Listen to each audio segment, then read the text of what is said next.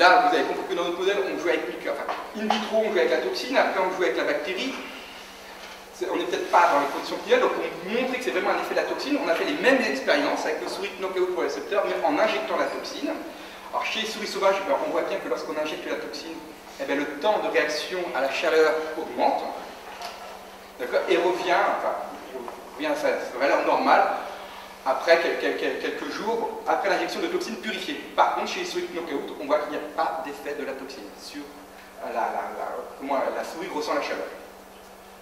Donc, notre idée est que le caractère hypospécifique des lésions à Mycobacterium ulcerans n'est pas dû à une dégénérescence des fibres nerveuses, mais à une action de la toxine sur les fibres nerveuses, sur les neurones, et en particulier sur les flux ioniques dans ces cellules. Et ce qui n'est pas très original pour une toxine bactérienne, bien évidemment.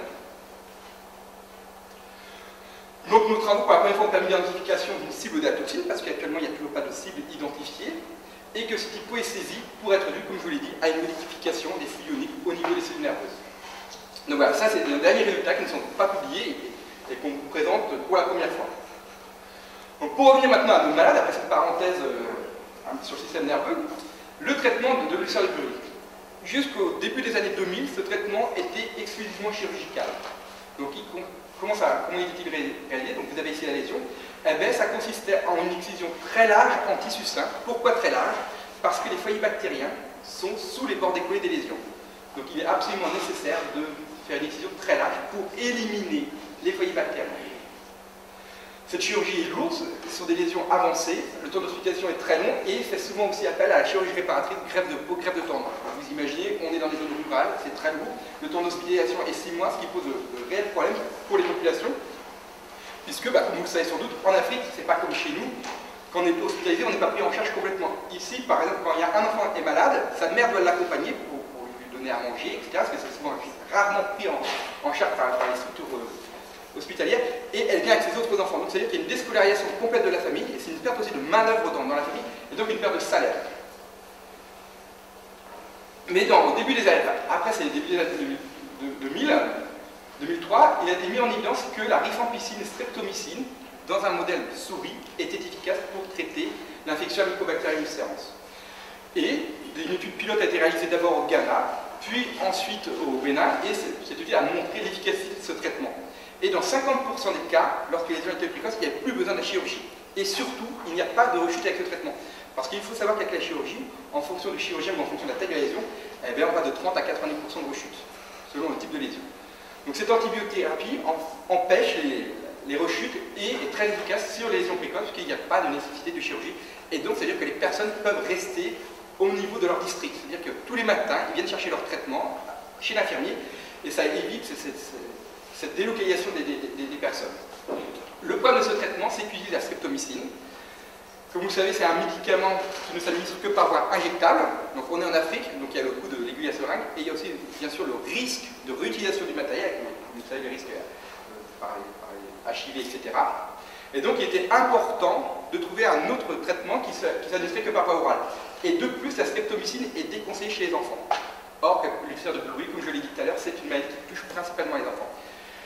Et là, avec mon collègue Billy Mon, nous avons réalisé une étude pilote qui a consisté à évaluer le traitement rifampicine et clarithromycine, donc un traitement uniquement par voie orale, et nous avons montré, bien sûr sur 30 patients, donc un petit nombre. Pourquoi 30? Parce qu'au niveau éthique, on ne pouvait pas faire plus.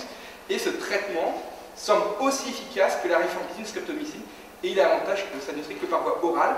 On peut l'administrer aux femmes enceintes et aussi aux jeunes enfants. Donc ça, c'était un gain important. Alors maintenant, on va rentrer un petit peu plus dans ma partie concernant l'écologie et la transmission de Mycobacterium ulcerans. Donc Mycobacterium ulcerans, on pensait que comme Mycobacterium tuberculosis, Mycobacterium leprae, la transmission pouvait être interhumaine. Mais là, maintenant, c'est accepté, il n'y a pas de transmission interhumaine. Ou si elle existe, elle est vraiment très très marginale.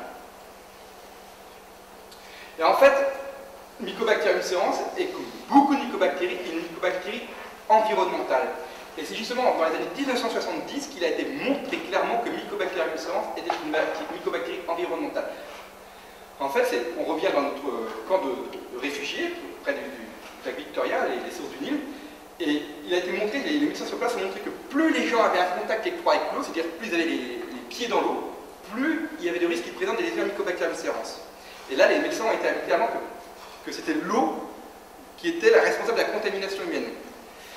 Après, et ça, ça a été montré dans le même temps parce que ce camp de réfugiés a été déplacé sur des plateaux plus secs et il n'y a plus de nouveaux cas. Donc, ce qui veut bien dire que l'eau était le réservoir, le lieu de contamination de l'homme. Et cette équipe avait émis l'hypothèse que la bactérie pouvait être libre dans l'eau, que les gens se blessaient, surtout avec une plante qui était présente au site, qui provoquait des petites lésions cutanées et facilitait la pénétration du bacille au niveau du tissu cutané. Donc voilà, et depuis 1970, il n'y a plus eu de travaux sur Mycobacterium ulcerosus et son environnement. Pourquoi? Parce qu'on n'avait pas les outils nous permettant de développer des recherches environnementales.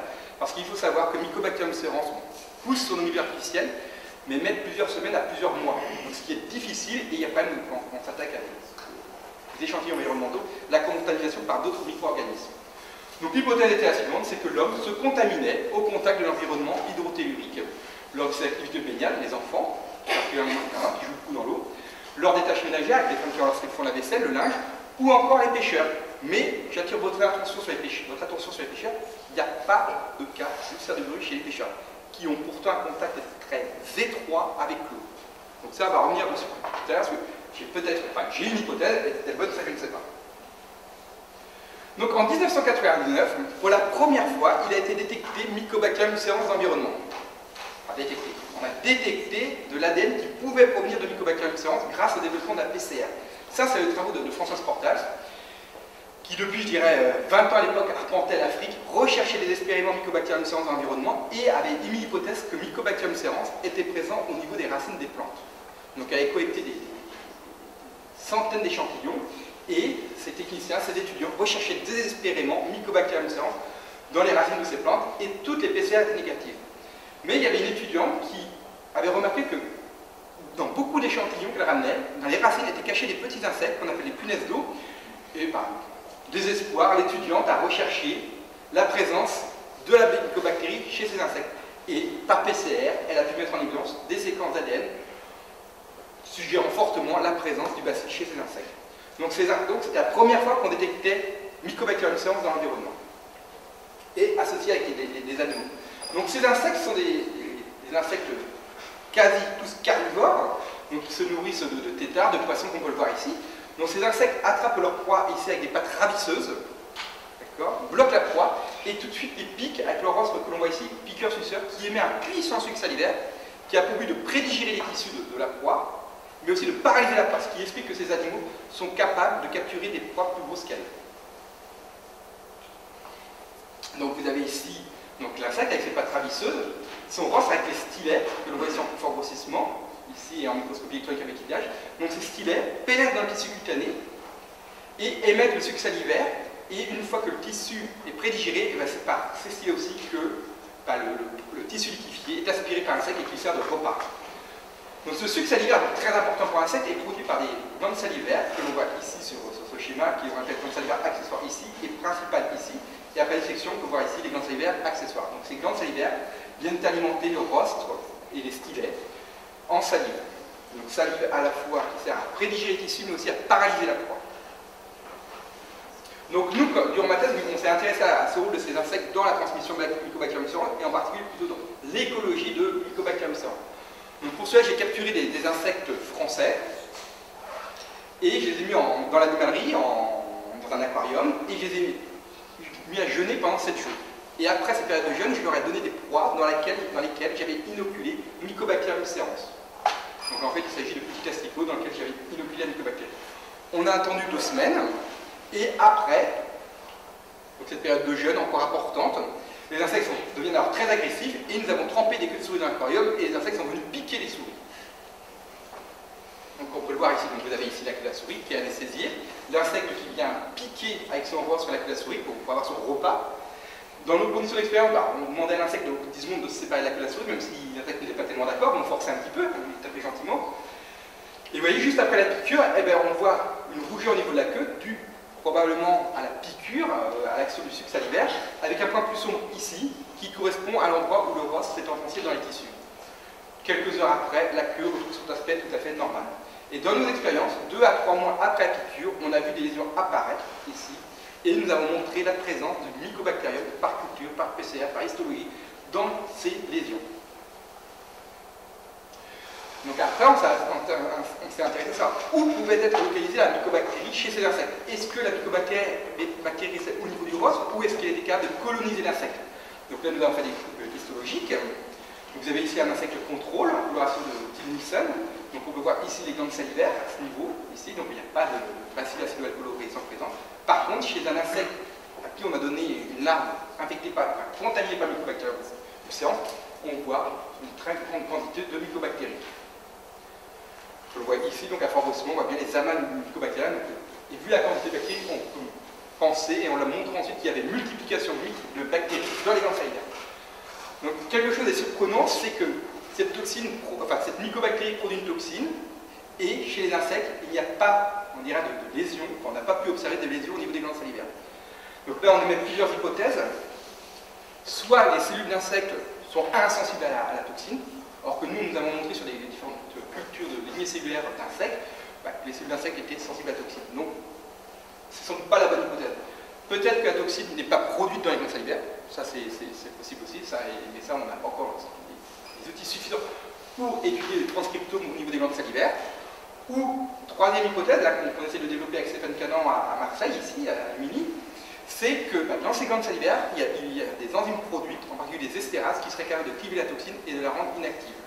Donc voilà un petit peu les deux hypothèses qu'on essaie de suivre.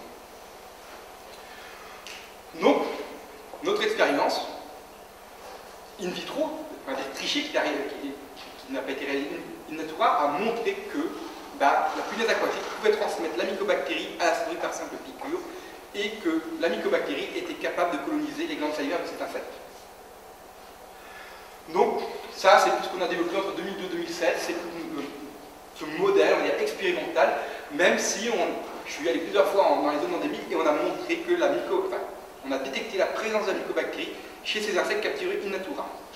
Mais le problème, c'est que ça reste de la PCR, donc la PCR dans l'environnement, ça peut être très dangereux.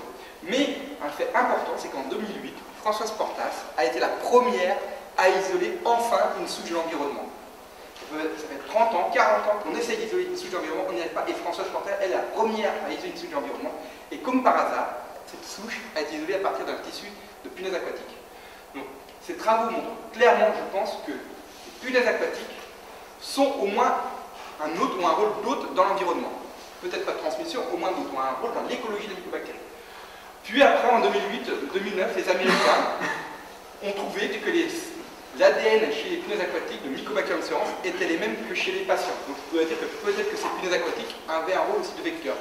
La même équipe, avec les mêmes résultats, contredit ces travaux, et là c'est une publication qui a fait beaucoup de mal dans Emerging, où là il montre qu'il n'y a aucun lien avec Mycobacterium ulcerans et les insectes, qui trouvent même de la mycobactérie dans les zones non endémiques, et en fait maintenant c'est encore tout, c'est-à-dire que là il y avait un problème de contrôle de PCR où tout était positif, même des choses qui ne pouvaient pas être positives qui venaient d'Europe. Donc là il y a eu un gros problème dans la PCR, mais la même équipe en 2008 reprend mes expériences d'infection chez d'autres punaises aquatiques, et là eux aussi ont montré que ces insectes-là, dans un aquarium, étaient capables de transmettre la mycobactérie à des...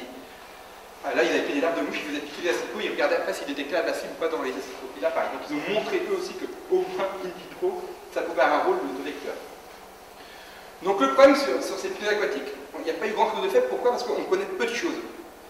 Ces insectes n'intéressent personne, n'intéressent pas les entomologiques. Pourquoi? Il n'y a pas d'implication médicale, il y a très peu d'implication au niveau de l'agriculture, donc on connaît peu de choses sur ces insectes. Donc nous, on a réalisé une étude sur 1 an, au Cameroun, qui a consisté un petit peu d'étudier la biodiversité de ces insectes et voir leur rôle qu'ils pouvaient avoir dans l'écologie Mycobacterium ulcerans. Pas forcément un rôle de transmission. Donc cette étude a été réalisée avec le Centre Pasteur du Cameroun.